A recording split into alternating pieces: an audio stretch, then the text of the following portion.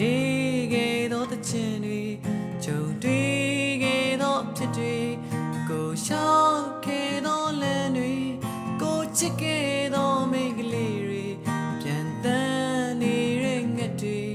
ငုံပူနေတဲ့ပန်းတွေအစင်စီနေတဲ့မြည်ရည်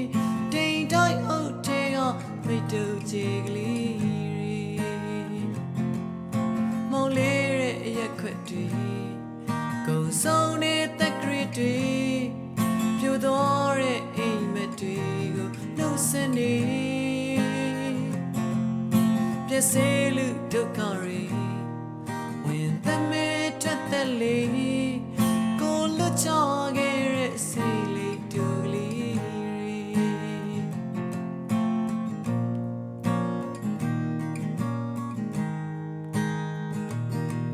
ကိုရေးခဲ့သောတခြင်းတွေ